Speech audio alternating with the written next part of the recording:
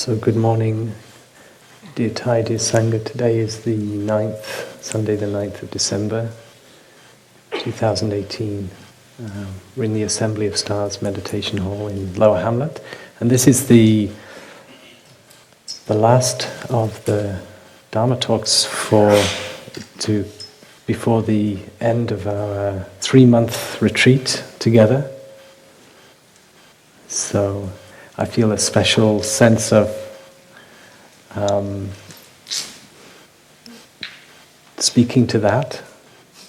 Those of us that have been here for the 3-month retreat together.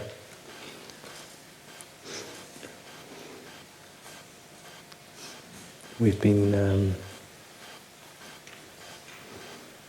those of you who came to Plum Village for 3 months have experienced going through ups and downs. And maybe some of the time you wondered, why did I come? I don't know. Excuse me. It's a loud blow.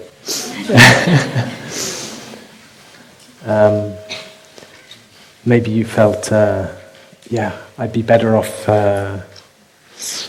in a cave somewhere. Maybe in Nepal or somewhere, some mountain. When we practice together, we really have to meet each other and get along together. If we don't get along together, because we're living together 24/7, it really shows up. It's difficult to stay calm and to enjoy.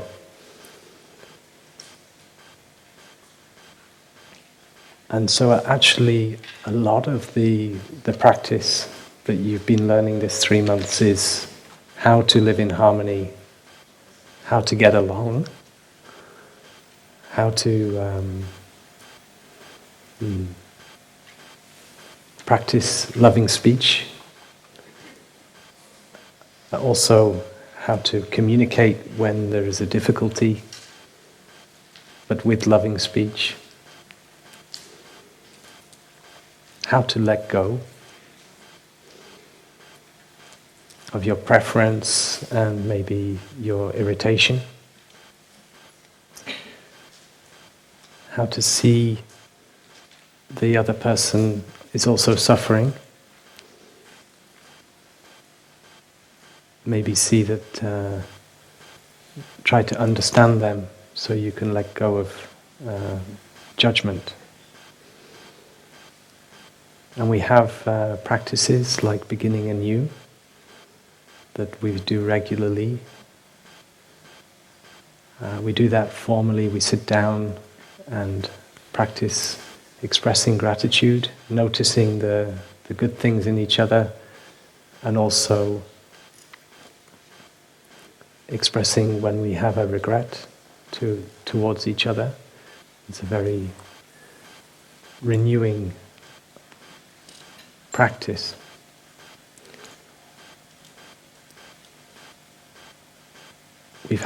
It's also, we call it the season of shining light. So because we see each other, we are rooming together, eating together, working together, we see each other, and we have something called the Sangha eye. Because for as ourselves, if we are just practicing alone,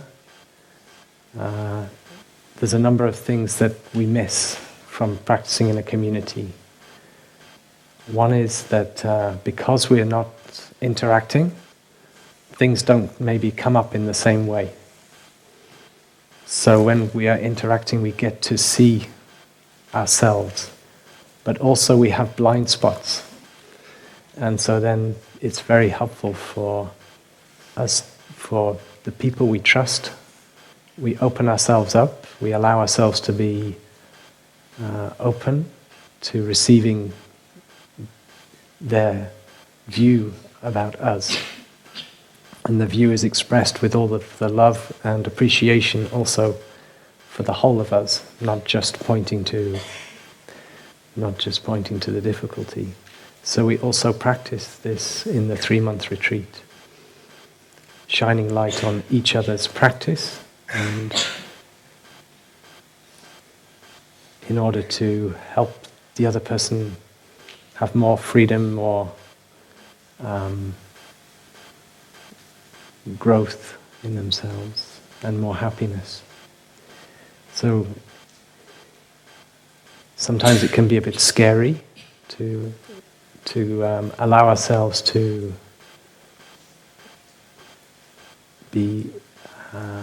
have people share like that. I've known people run away, but when they allow themselves to, they only experience the love. I'm sure there's some exceptions to that. Sometimes people can get hurt also, and then we also have compassion that we are learning the practice. So living together is a practice in itself.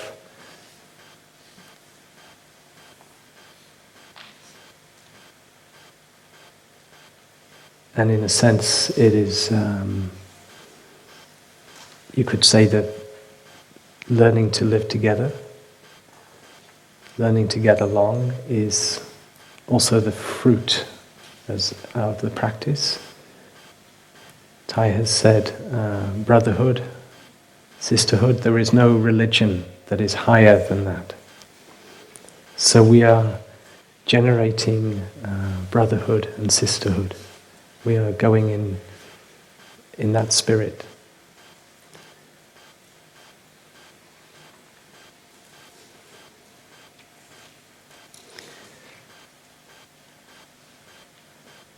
There was a Harvard study done. It was one of the longest ever studies, 75 years. It's still going on, I think.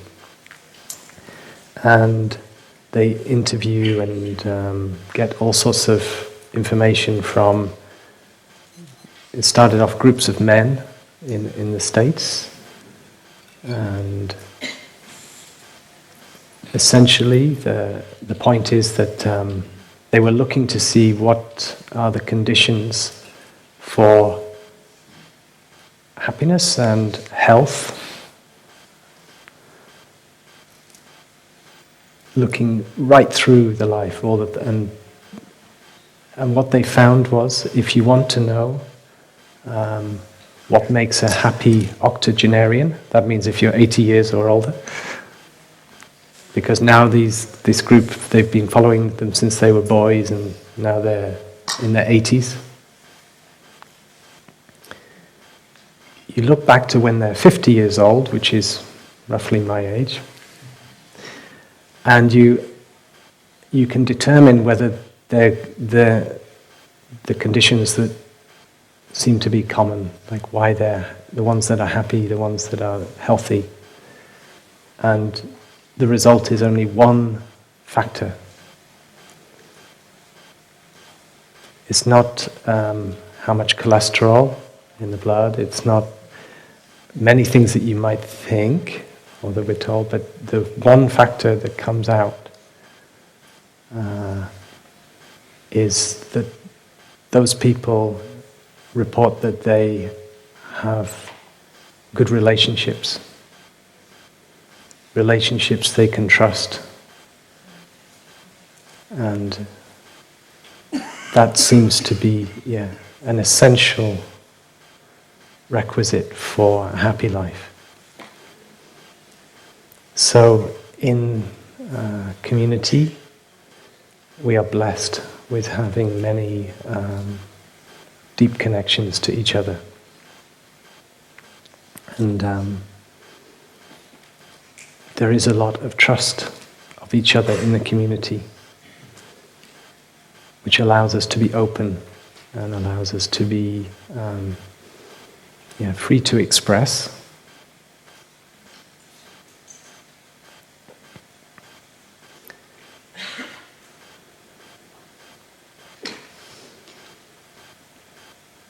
And of course, relationships,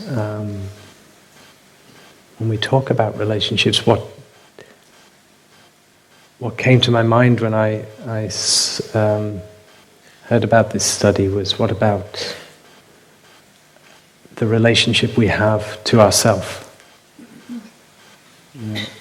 Do we trust ourselves? This must also be important. And the relationship we have to society, to Mother Earth.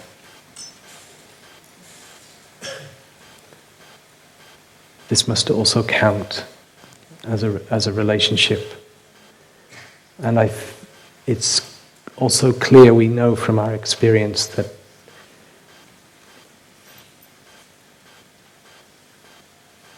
to the extent that we're in a good relationship with ourselves, our relationship with others goes well. And when our relationship with ourselves is not so good, we find things seem to get reflected to us. You know, the Sangha is like a hall of mirrors. We keep seeing ourselves reflected.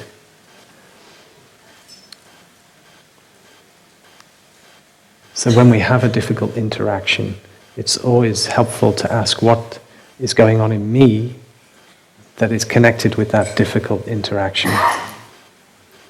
As well as, because the tendency may be to blame or put it on the other person.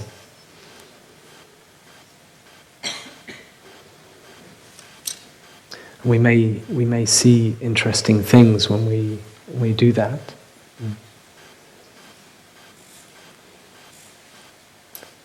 We may see that this reaction I had in the meeting or in this interaction brought about quite a strong emotion in me that seems, a bit more than kind of disproportionate to what actually happened. Why did I get so angry? Why did I feel so anxious? Yeah.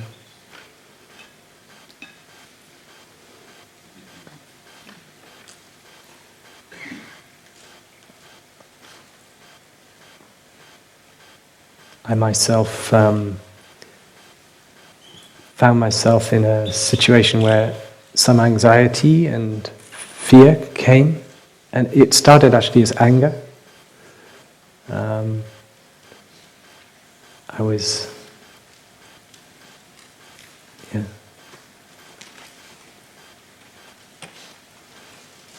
feeling somehow slightly let down about something, and then this anxiety came, and I asked the question to myself, what does this remind me of? I sort of asked it to my store consciousness. What does this remind me of? And I just waited for something to come. And I suddenly had an image of myself in kindergarten, a memory that I didn't have before. It's not one I could remember, but it's suddenly a flash of waiting to be picked up.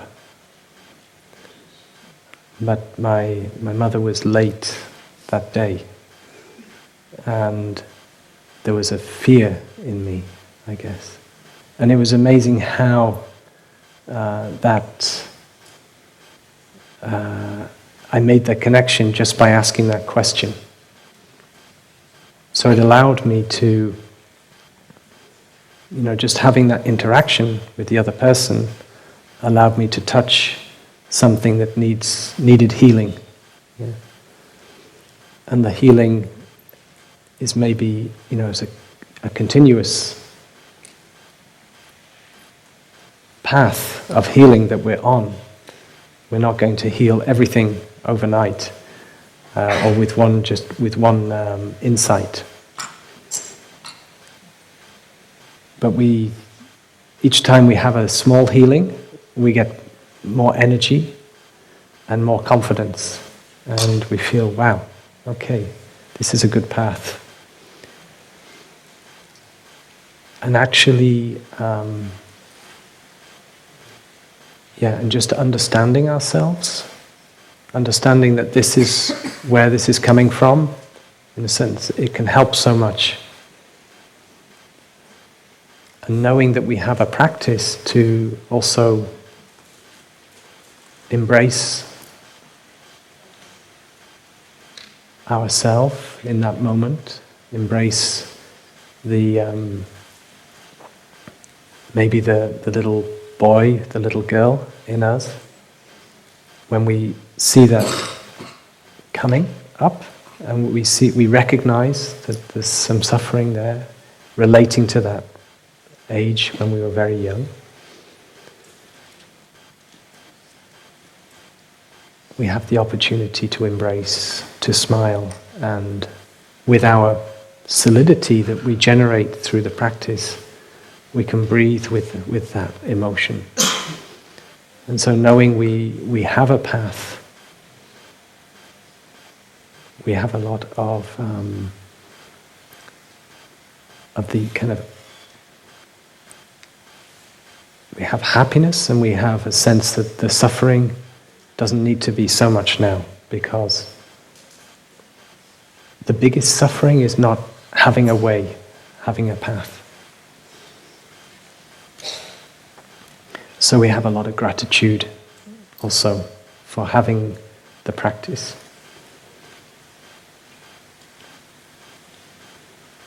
And that's even before we've applied it.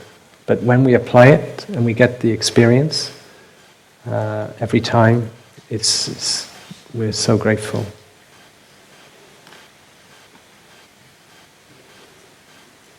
I also had an opportunity in this winter, this 3-month retreat. We don't call it the winter retreat now because we were having this very first time we have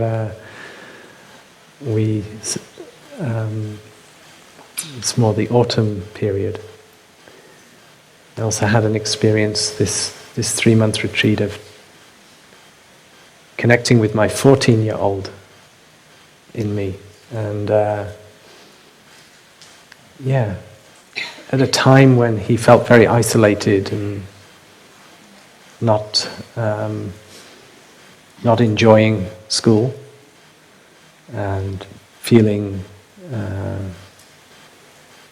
pretty in a bit of a hostile environment he found. And I know about this time, and I know it somehow shows up in my interactions, but I took some time to try to talk with the boy, and he showed up, and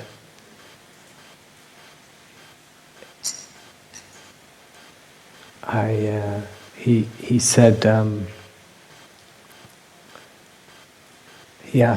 I asked, what would you like to spend time with me, now I'm an adult.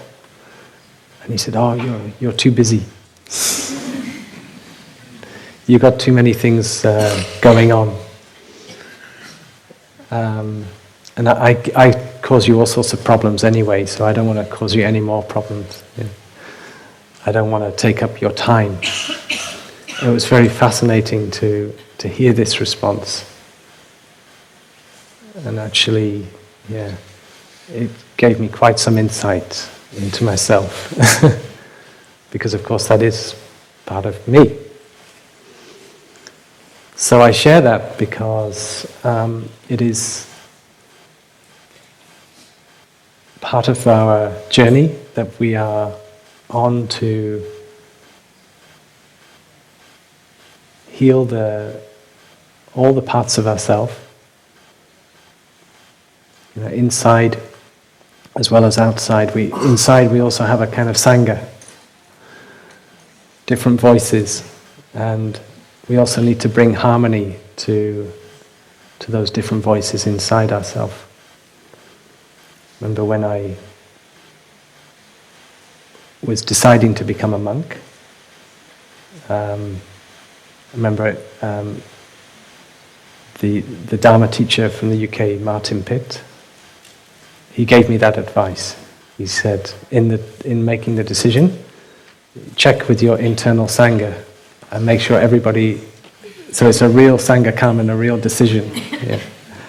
Because there's many voices in you. Yeah. And some of the voices of doubt, I had to say, please, I hear you, but we've touched something deeper than doubt at this moment, and the doubt had to agree. Yeah. In Christian, they say the doubting Thomas.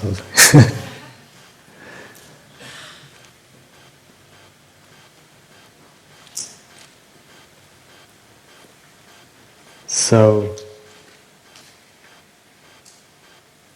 it's a fascinating journey, isn't it? The spiritual path, and we do it together. And somehow being together as a community brings so much joy and insight. It's so rich. And some of us are going away, going back to the real world. I always find it slightly ironic to use that term, because it seems like out in the real world is where people are busy, very busy, running away from reality. Whereas, the idea in Plum Village is we touch reality, right? Both in us and in nature. But we go back out and we want to maintain our practice.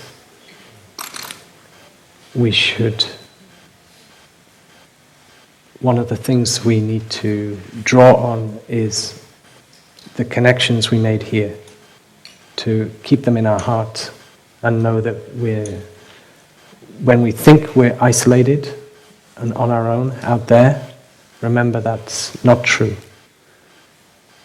Because the connections we make that are real, they're not subject to dissolving simply because we're in a different place.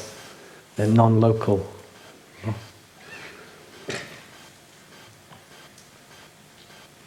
So we always remember the Sangha has our back. They're behind us. People visualize it in different ways.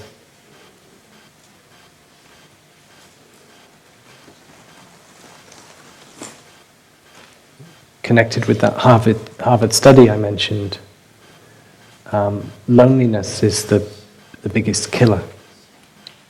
That is a medical fact, that loneliness kills.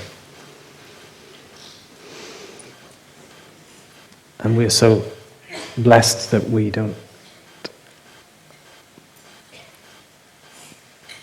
have so many conditions to not be lonely. Through the practice of being there for ourselves and learning how to be there with other people and the connections we make, the relationships we make.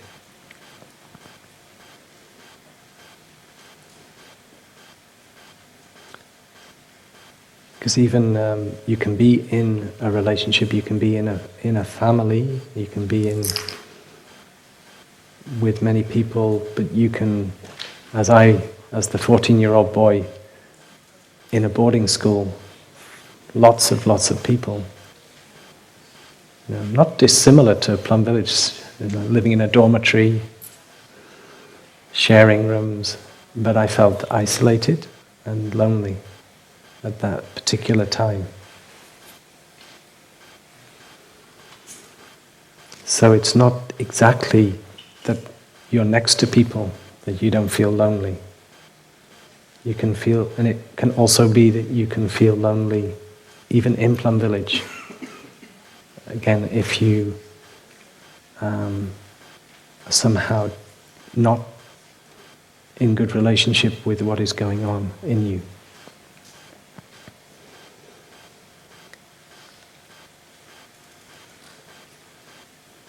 And in those cases where that is happening in Plum Village, the encouragement is to stay.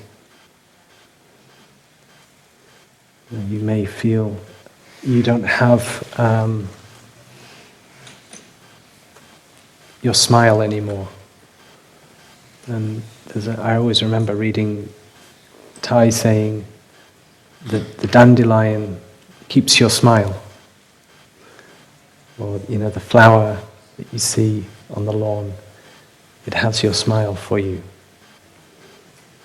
And like so in the Sangha, we can feel not doing well, but we should try to become aware that there is a lot of love and care. People giving us space, but they care. And sometimes the care comes in a way we don't want. Maybe somebody comes into our space and tries to shake us up a bit, and we don't want that. Maybe it wasn't so skillful of them, but nevertheless we can recognize it as a good intention, as care.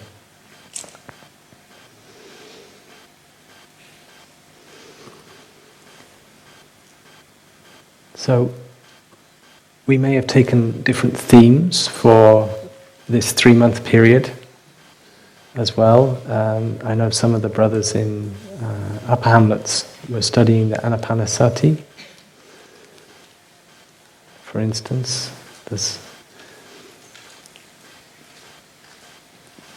some brothers were studying the 40 tenets of Plum Village, the manifestation only teachings was one subject I was engaged with, and I think many other topics, but they all somehow connect to the same point of how to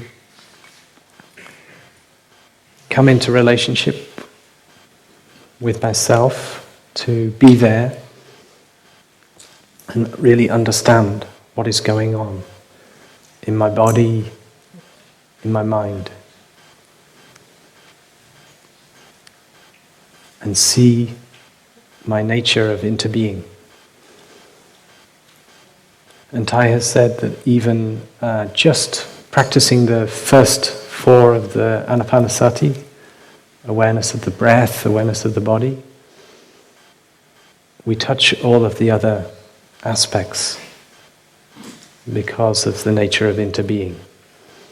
So in connection, when we're just aware of our body, as we really realize that, here is my body, and I really get to be in my body, experiencing it with the breath. I'm also naturally become aware of my feelings. They are part of what is going on, and there is a correspondence in the body. And also mental formations, perceptions, and consciousness.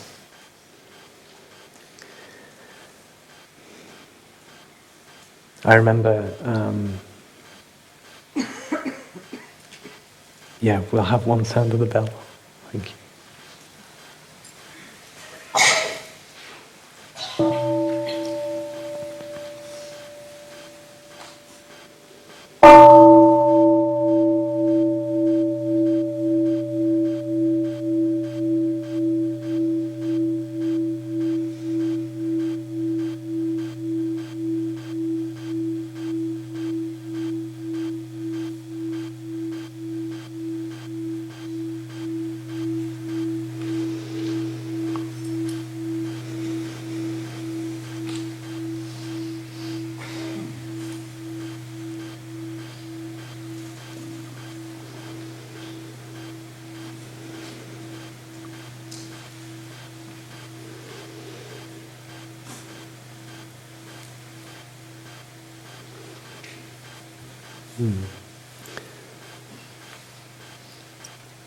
I was just reflecting that one of the earliest winter retreats I can recall, I can't remember specifically which one it was, but Thai said at the very opening talk of the retreat, this retreat is an opportunity and we should practice to be there for every mental formation as it arises. And this was, I just remember being astounded by the possibility of that. Like every mental formation that will arise, I will be there and embrace and take care and recognize. And I guess it was a very wonderful thing to set as like an aim for myself, to try to be there for what is going on, always being aware what mental formations come and go, and watching the impermanence of them and watching them in relation to what is happening in me, around me, and in my interactions. But we sometimes get forgetful and lost, and so just like on the cushion, we recognize we have to keep coming back.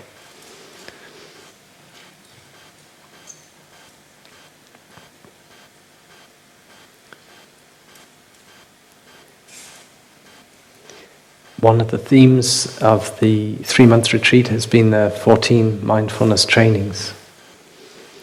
And the ones that were left to me to share about were concerning right compassionate action. They're to do with right livelihood, reverence for life, and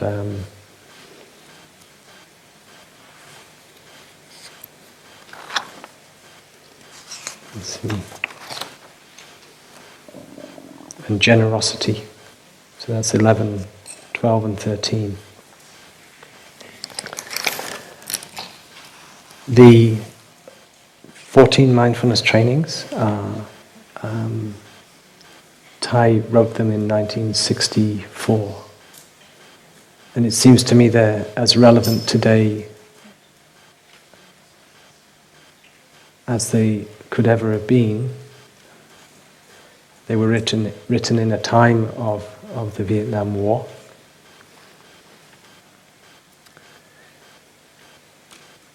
And they have been revised. So we try to make them more and more relevant and skillful, appropriate to our time and with the insight that we have.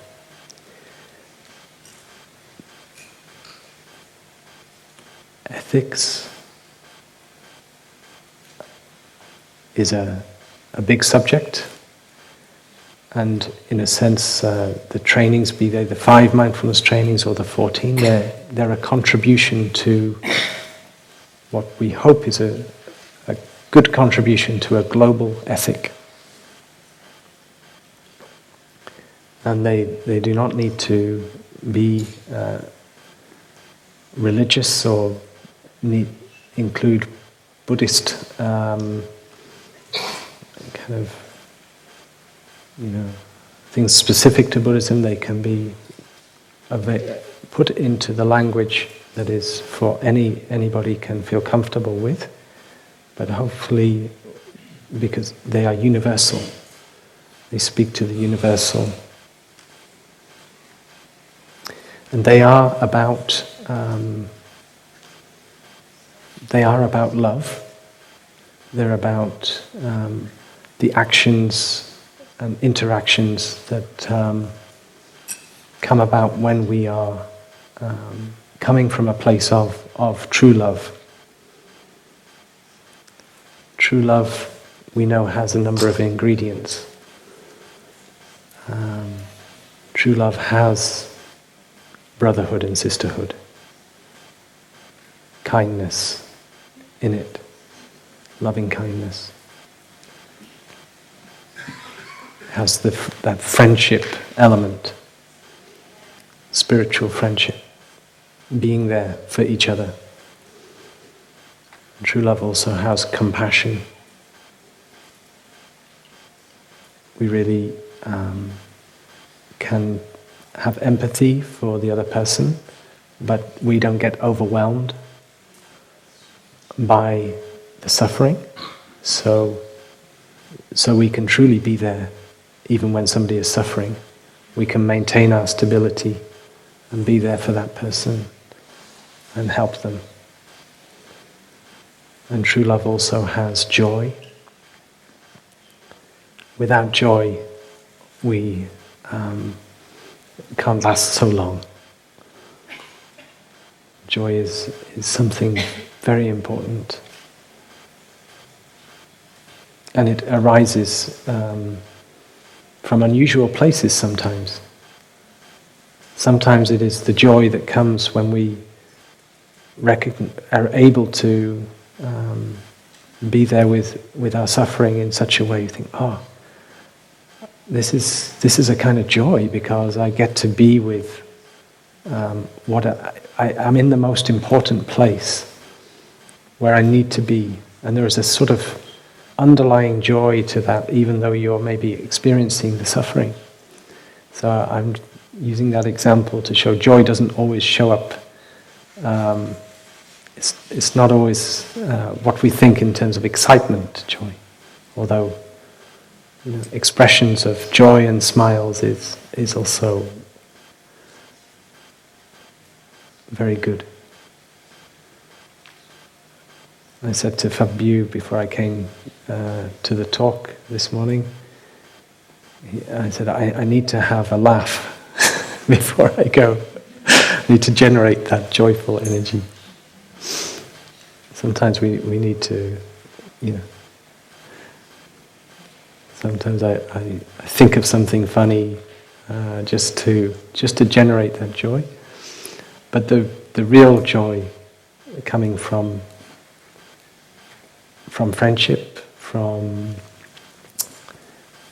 insight, from our mindfulness practice, that is a very, very deep kind of joy, and we need that. And then there is inclusiveness. We include all that is in us, and we take care of what is going on, and we don't set up an internal battlefield. So even we see a part of ourselves is seemingly causing us suffering, maybe doing something which brings us, makes us feel ashamed, or it's a bad habit, or we've spoken to somebody in a bad way. We somehow have to still have compassion for that part of us too, and say, okay, I accept. Everything that is there, I love and accept myself just as I am. I know that there are causes and conditions for why it's like this right now. Maybe I'm frustrated with myself. I also accept my frustration with myself. Okay, I'm frustrated with myself. So whatever is there, you say, okay, I get it. You're there. If you're there for a reason. And I accept you.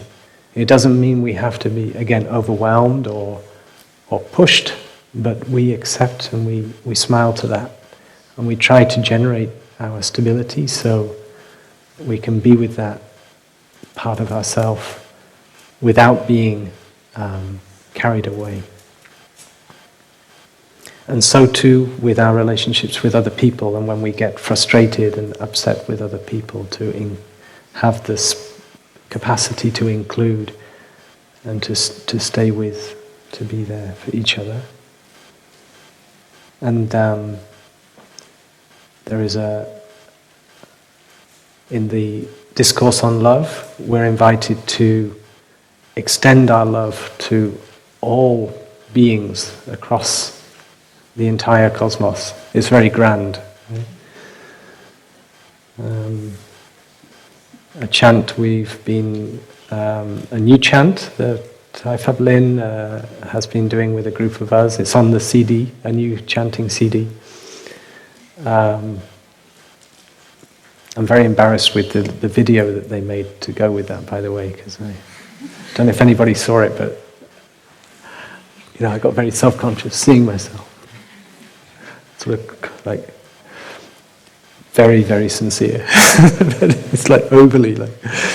But anyway, on this this chant, there's the line showing love and concern for one and all as for our very own family. So bringing that spirit of being concerned for anybody we meet, as if they were our own family. That is a kind of spirit, and it's not totally beyond our capacity. We know when we're in a good place, we can have that openness of heart.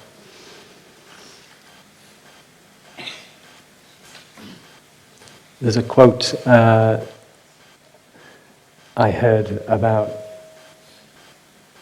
a husband whose wife came back after being on a Buddhist retreat, and the husband was asked, "So have you seen any change in your wife since she came back?" Yes, she's in love with the whole universe, but nobody in particular. And I think that meant, we have to be careful to just be in this place of thinking about the grand love for everything, but then we don't actually apply it to what is this relationship going on right now. Yes, I can't deal with this one, but I feel so much for all the suffering in the world, but can't deal with you. So we should. So that's also why Sangha is important. Huh? We meet it's where the rubber hits the road is the real kind of. We rub it.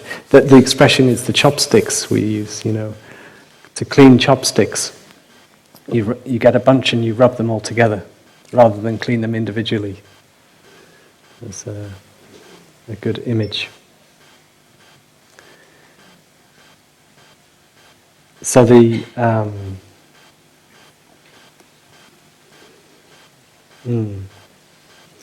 I was going to share something. I actually emailed Christiana Figueres. She is the lady that brought together 195 countries for the Paris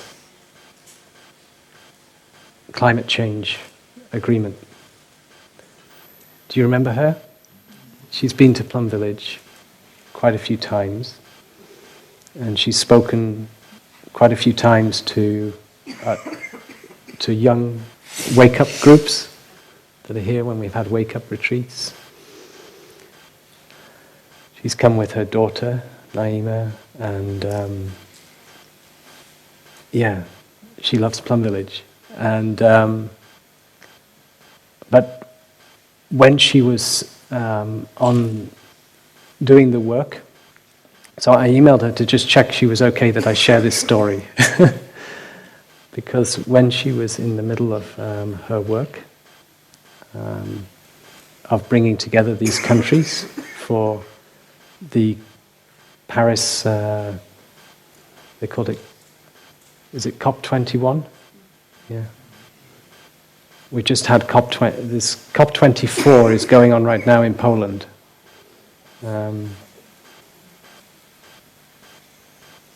So it was a momentous thing that she achieved, and it set, gave everybody quite a sense of, okay, at least these countries are coming together. There is a certain Sangha harmony in the world to take climate change as an issue, to really do something. And it was a great start that hadn't, in all of the other previous times, we couldn't get to the starting block. So it was a wonderful thing she was able to achieve, and she did it with Thay's teachings, and she practiced listening. She said that was the main factor that helped her get to that. Is listening to, really understanding what was the situation, what was the obstacles for these countries, be they Saudi Arabia, China, etc. But there was a period in that build-up, the 5 years leading up to 2015 Paris, when she had a crisis, a personal crisis. And she was in Bonn at the time, in Germany, and she somehow miraculously found out about Plum Village. She knew nothing before about Plum Village. And she knew she needed to go somewhere. She was very, very, in a crisis. And she found the EIAB, our center in Germany, was close enough. And she made an emergency booking. And she just went. And nobody knew who she was. She said to us that it saved her. It really saved her. And that the Vietnamese sisters, with their kindness, that were there, she was staying in the sisters' place. They don't know what they did for me. They didn't know who I was. She was a retreatant. What else do you need to know? It's probably good, sometimes we don't know who's here. We might get scared.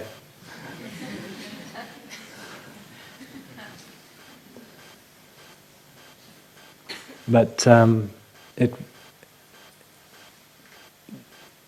so just the simple kindness and the joy was enough to support and get her back into a good place. And then she was able to bring this amazing result. Part of what... So we never know is part of the story there. We never know our simple connections to people, our every action. We don't know what ripple effect there may be.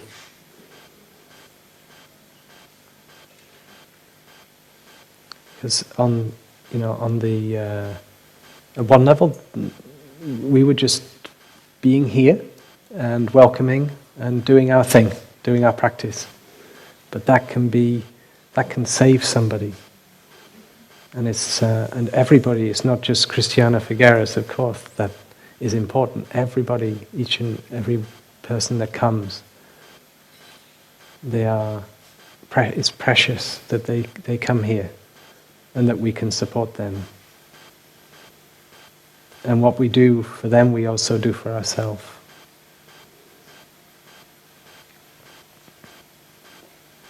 Another element of love is trust. Really knowing that we are there for each other. And so even we do have times when we bicker and fall out, finally we know that we're there for each other. That is the important thing. Sometimes we can't help. We get a bit angry, we say the words that we regret. We're not perfect. And in a sense, we shouldn't try to be too perfect. Sometimes, it's when you lose it a little bit that you get a real conversation with the person that you needed to have.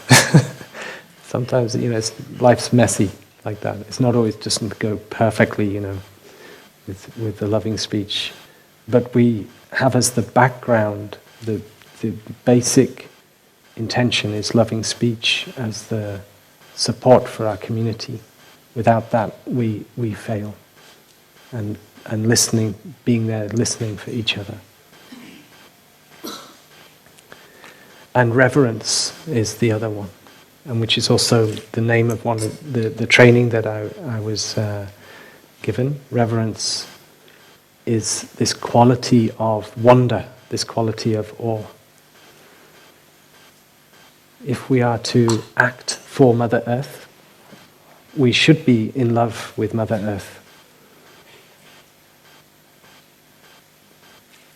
We should have that sense of connection which gives us a feeling of wonder and respect.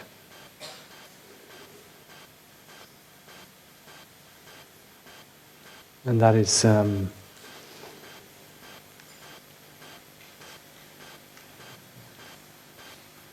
something I hope we all have and we all experience, but when we are out of connection with Mother Earth, we maybe realize I need to give more time. I'm a bit like my 14-year-old boy said to me, but you're too busy.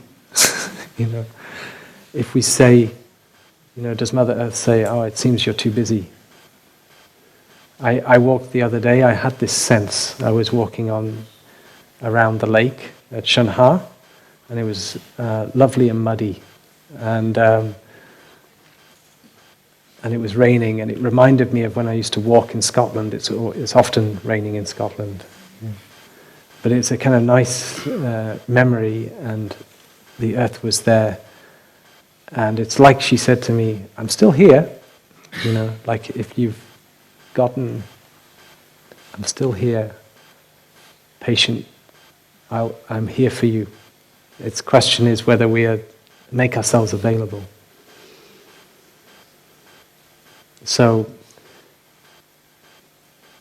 building our connection, so important with Mother Earth. Yeah, it's for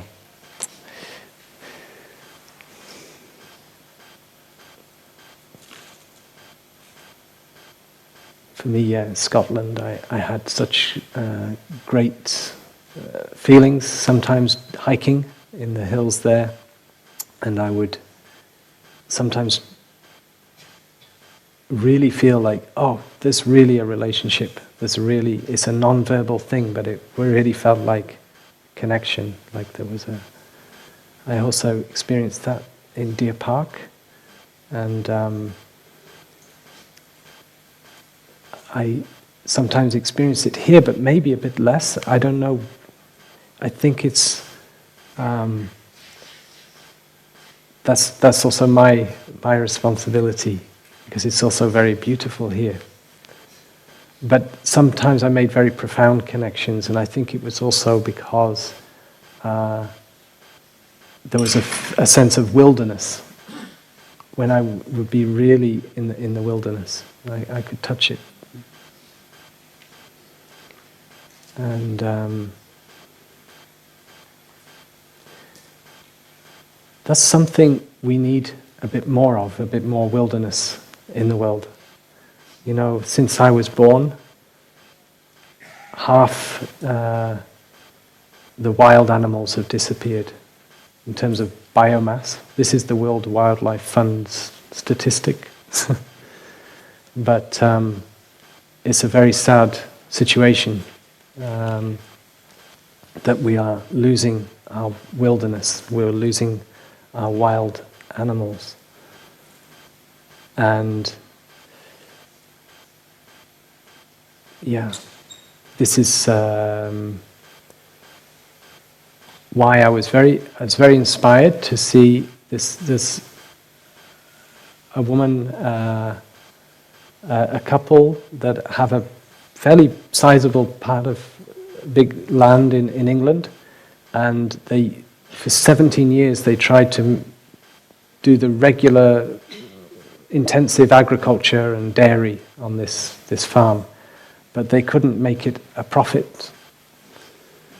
And then they came across this method, of this idea and this way to rewild their land, introducing old animals that used to roam. You know, in England there used to be all sorts of animals, bisons and oryxes, and even lions used to be. It was more like the Serengeti in England, or a kind of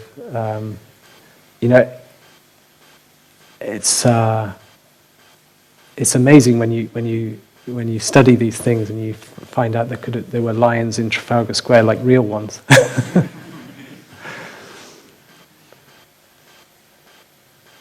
And so she said about rewilding, basically letting Mother Nature do its thing, but introducing these animals that also sort of added dynamism and shaped the landscape. And then there would be water features just naturally appearing. It was a very muddy ground. And it was beautiful to see the change from intensive agriculture to returning to this wilderness area. And now I think she runs safaris, so it's actually right where my mother lives, so I think I'm going to take my mother on a safari to see this place. But the regeneration of the soil and the land like this contributes so much back to the health of the country. You know, I think we need to do more of that, and they actually do make a living from the land as well. If we continue the way we're going with the land use, we won't. In the UK, they estimate there'll only be 100 harvests left, because all the topsoil and all of the richness of the soil is being depleted by the intensive farming. So this rewilding thing is becoming more and more understood to be a good thing. Yeah. So we look at the 14 mindfulness trainings this 3 months, and we see that they all interrelate. We have to practice them together. They inter-are. They arise from the insight of interbeing, and when we practice them, we're practicing them with that spirit. When we have the awakened kind of view, naturally we would want to go in this direction. And we practice them from being right in the heart of life, and also being in love, as I was describing. And so they're also an expression of love and insight. So when we look at the ones that are concerned with reverence for life and generosity and right livelihood, we're also touching a lot of suffering, the damage to the environment, the suffering caused by war and conflict, by exploitation and social injustice. And it can be overwhelming when we touch the kinds of suffering, because it seems so vast.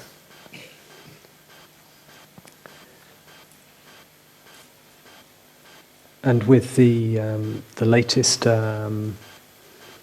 report from the Intergovernmental Panel on Climate Change, saying, the next 12 years is very, very crucial if we're to prevent catastrophic effects of climate change. We have this, the aim would be, they propose to try and keep the temperature from rising too much. keep it to 1.5 degrees C above the pre-industrial levels. But the efforts we'll need to do that, the transformation of society, switching all the way to renewables, it seems like, massive task. Actually, technology-wise, we probably can do it. I saw an Elon Musk, the guy that makes the Tesla cars, saying that quite easily, for instance, China, because it has a lot of free land, could meet all its energy supplies with solar easily, he said. So I don't know, but he seems to know.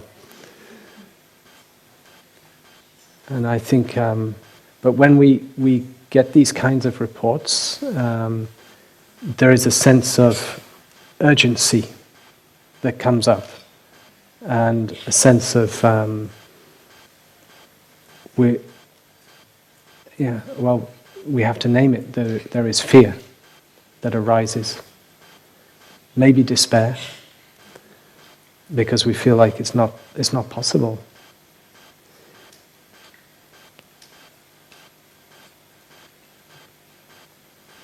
And certainly the way the politics are, it doesn't feel so possible, because the real problem seems to be the politicians are not able to take hold of the situation. Yeah, I believe in Poland they met the COP24 and they couldn't agree to take on this report and act on it. So if we can't rely on the politicians,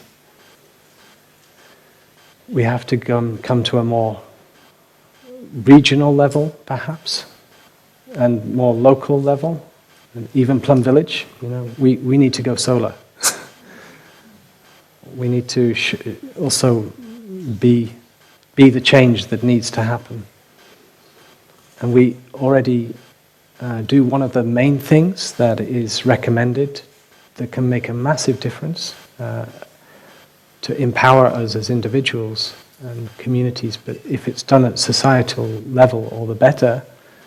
But as individuals, to go vegan is being said to be a plant-based diet is really the biggest contribution we can make as individuals to reducing the amount of emissions of CO2.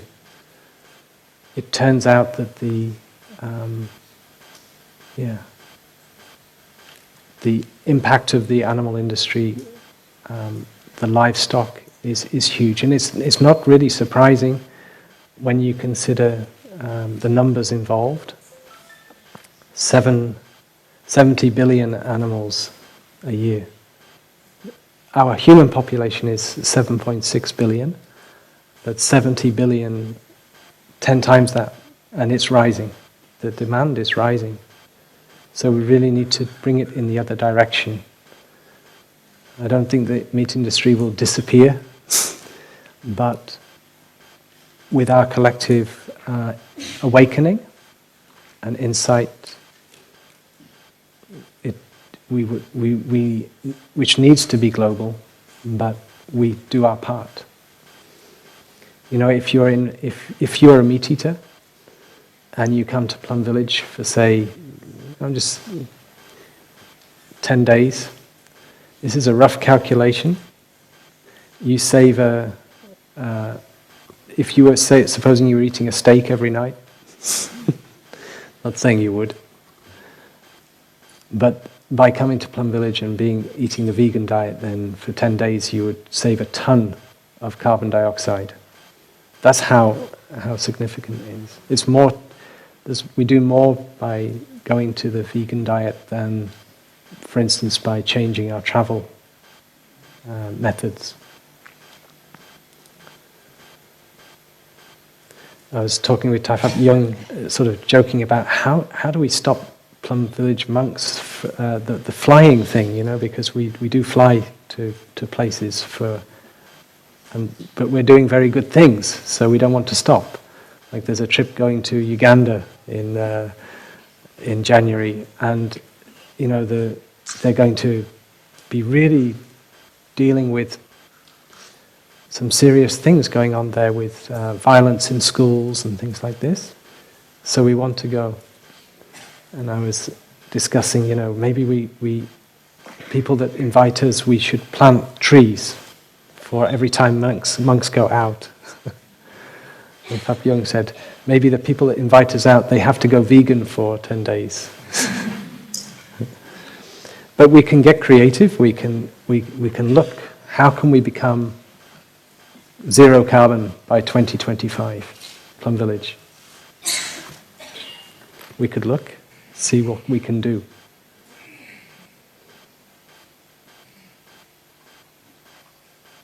But this sense of fear and urgency and is very real, and it generates a kind of energy.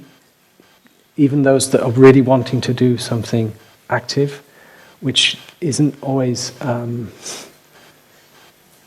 sustainable, maybe anger and fear, or always helpful. Because if we want to practice compassionate action, we also have to include those that are currently doing harm and not excluding them from our compassion. We know that actually this is a tragedy being played out, and everybody involved is in the tragedy. If you're on a flight and the plane is going to crash, sorry for this example, it just came to my mind. It's a bit frightening, but it doesn't matter if you're in business class or first class, you're still going to crash. So everybody, even the ones that are creating the problem, we would see. We have to have compassion, and there's always causes and conditions why people are in that situation, and maybe with our loving kindness, as opposed to our anger, we can touch their hearts. Apparently, Brother Dao Kian told me that there was a lawyer from the animal industry, a sort of top lawyer, who came to Plum Village, and he spent time with him, and by the end of the time, he didn't want to be a lawyer for the animal industry anymore. I don't know, just saying, You come to Plum Village, you touch some peace inside, maybe that can be enough to touch the human heart. I thought it was maybe good that I didn't get to meet him, because I'd be quizzing him about all sorts of things, because it's better, that he came and he just experienced, like nobody knew who he was, but he just got to touch peace and touch happiness of real connection. And he no longer wanted to be defending something that he knew was causing harm.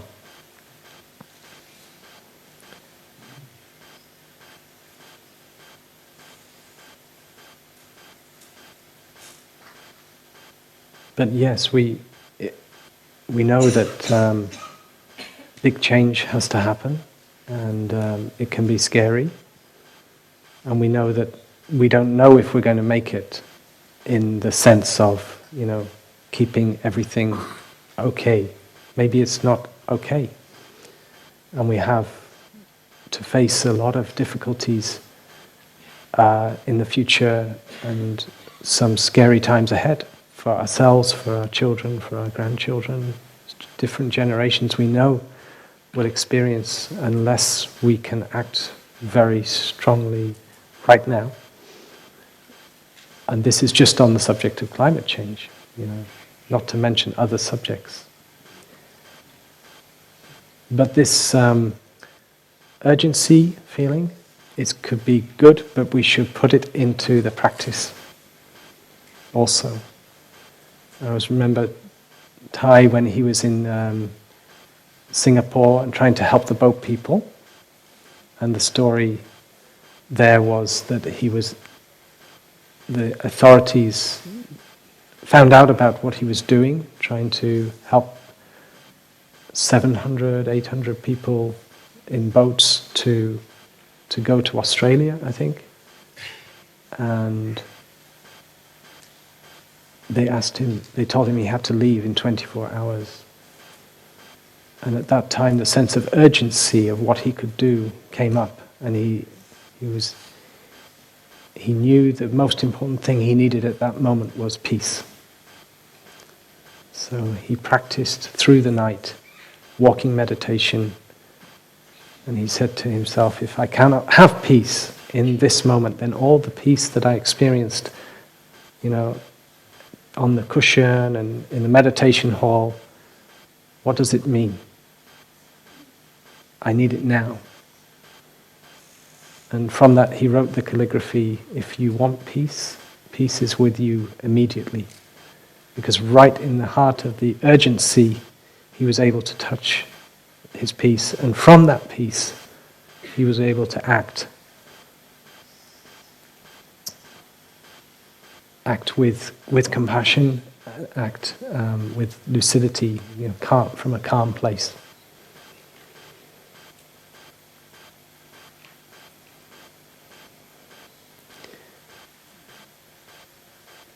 So, because the situation is so urgent, because the fear is there, we really need the practice, and we need to come from a place of peace and act. And of course we need to come from a place of love.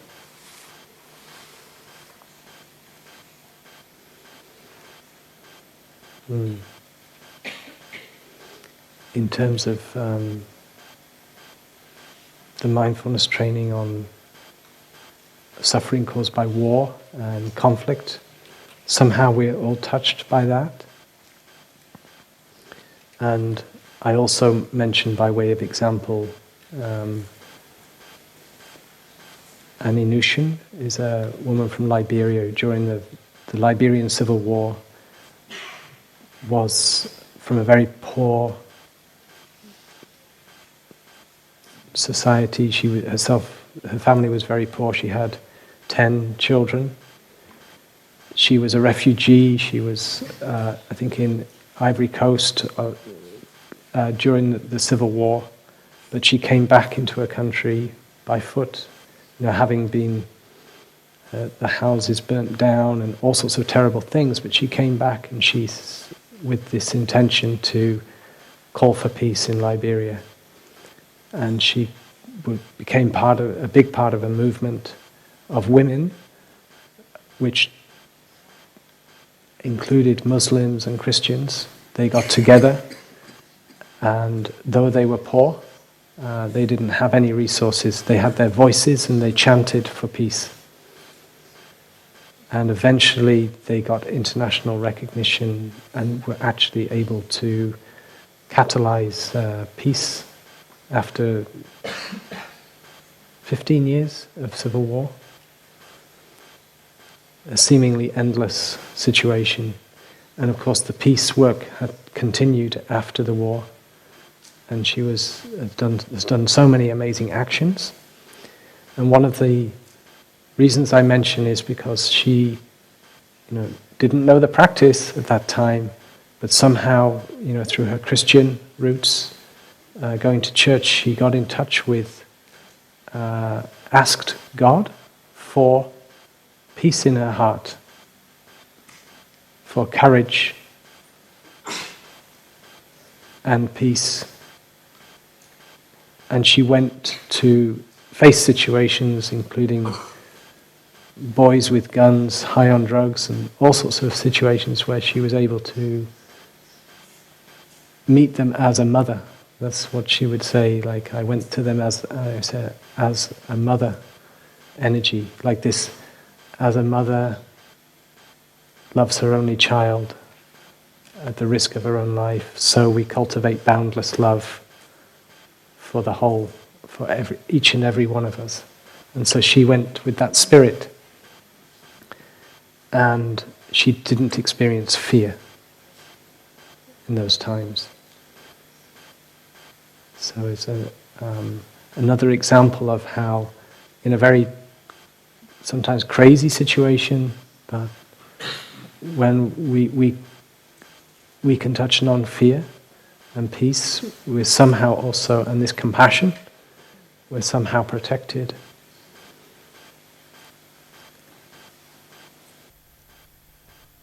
I'd like to have one sound of the bell, and then I'll wrap up.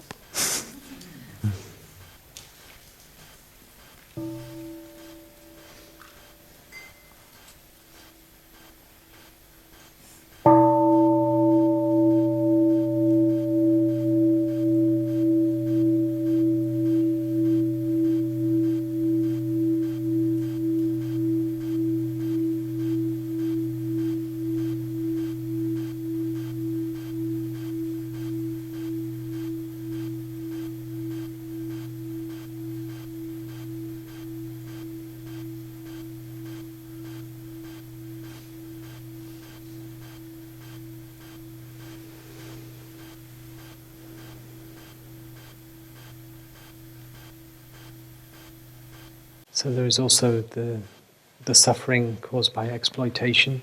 We're aware of great poverty many people experience. And just to mention about the connection with the vegan diet, if all of the land that is used to feed livestock was put to feeding people, it could feed 3 billion people. It's the kind of land that could cover the whole of the European Union. So much of that, we think there is a pressure on the land and also water resources. And many aspects can be helped if we do this. So I want to emphasize that. And when we go out, we maybe do carry the light we found. We know that our actions are important. Mother Teresa said, it's not that you do a great act of love, like that heroic moment where you save the day. Superman swoops down. But she said, it's the small acts, but with great love. So the spirit of bringing a lot of love into our actions of body, speech and mind, and trusting that, and letting that lead us. So as we go out into the world, I'm not going to say the real world, but as we go out from Plum Village, remember the importance of spiritual friendship. Stay in touch in your heart and find Sangha. Come back when you need. And know that your actions make a difference. And even you have one thought that it's maybe not, we say hopeless, something, a situation, but you do it anyway. But you do it from love and from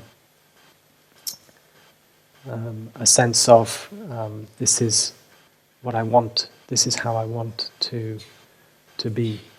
Yeah. Because ultimately it's how we are is the real thing. So if we don't actually know what the ripple effects. So we really need to trust in love and trust in the practice of coming from this place of non-fear and peace in our actions as we go out, and know that we also need each other.